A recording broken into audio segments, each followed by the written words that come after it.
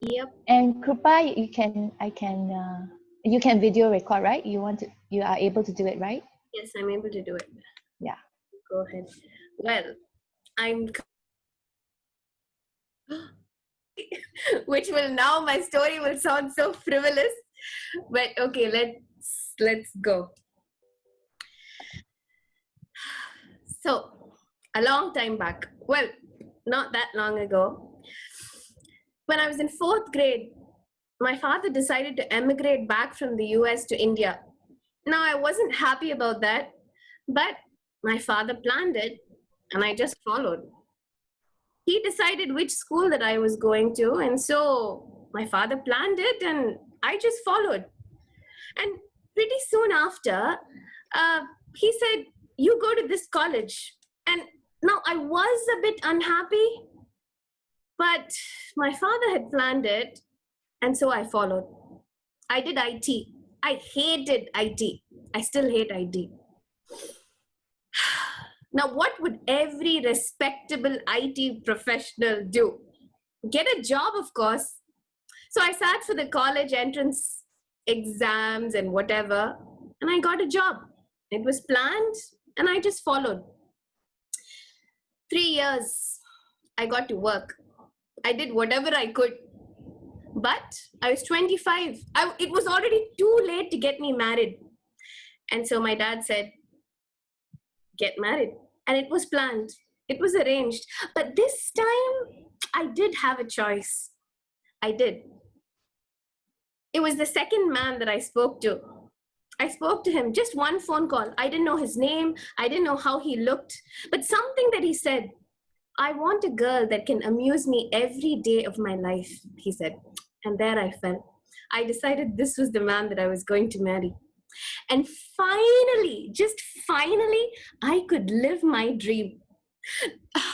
My wedding, it was going to be the event of the year, and I was the princess, all decked up. Everyone was coming, every piece planned by me. And I enjoyed all this planning. All those movies that I'd watched all those years were finally coming true. I had a Sangeet never heard of before, a dance party. I went dressed as Catwoman. So much of excitement. I was living in a fairy tale bubble. And of course, the honeymoon. It went back by like this, just 2 weeks, and I was back. I was still up in the clouds somewhere. And my husband, this new husband, said to me, Kripa, why don't you stay back with my parents for a month? And well, it was common in India, it still is, probably even here, to live with your parents after the wedding. I mean, the boy's parents after the wedding. And I said, okay, sure, why not? I'll stay back. Because you see, my husband was working in Singapore at the time, and we were planning to move. But I was okay. I mean, I was a chill girl. I was okay staying back with my parents-in-law. And so he left. You must know that this was the first time that I was entering into my parents-in-law's house, as per custom. As I walked in, I saw this huge swing at the entrance. I liked it. But as I looked up, fluorescent orange walls.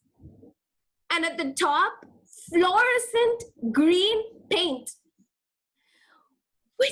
What kind of people paint their house like this?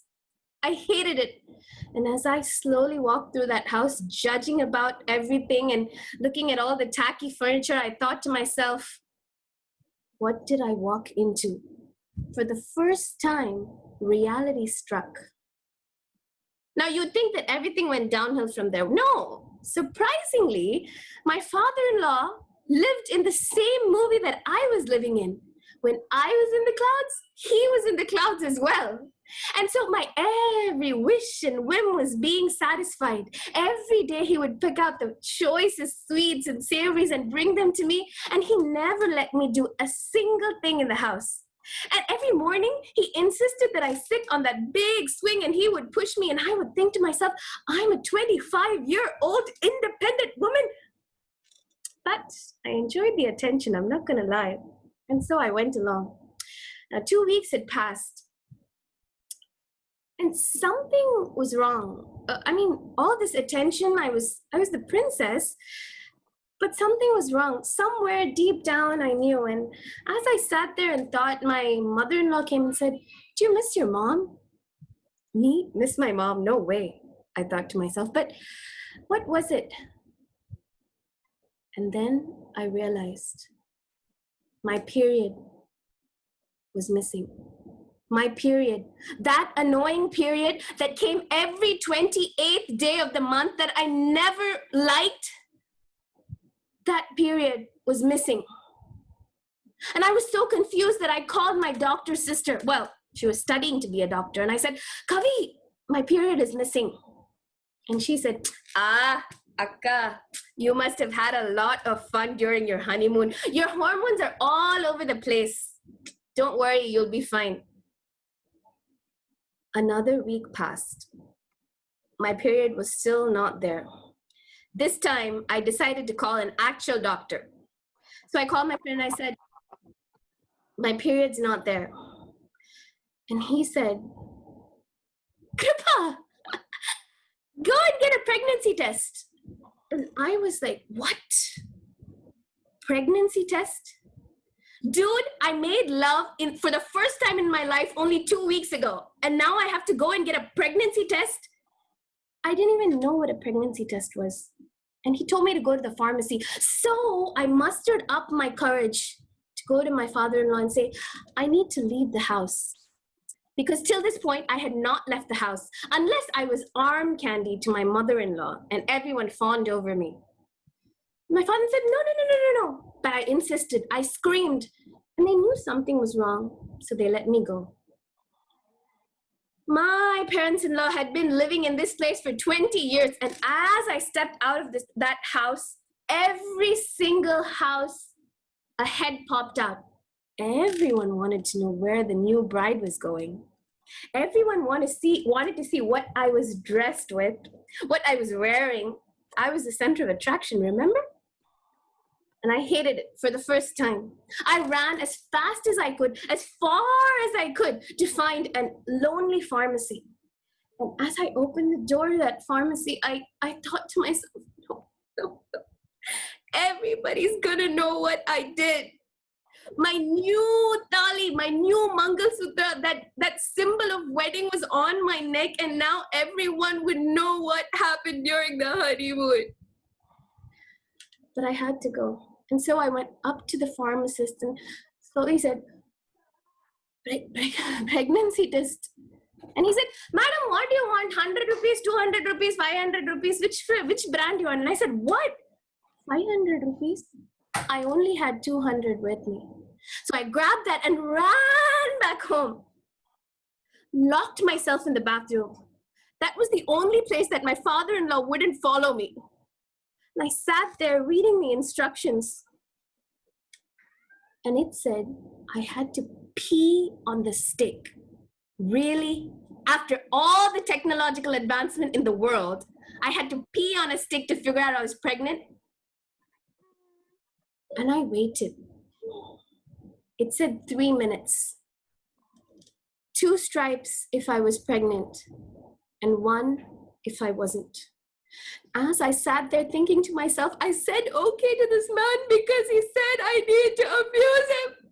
When was I going to abuse him? All my dreams. Finally, I'd let go of my family. I could do whatever I want. That's what he promised me. He said that I don't need to do IT. He said that we could travel the world. He said that we could visit all the islands next to Singapore. And I sat and I thought this to myself. And when I looked down, there was... And that was the first unplanned event that happened in my life. And since that day, every single incident in my life has been unplanned. And it's a culmination of all those unplanned events that makes me sit here and tell you this story today.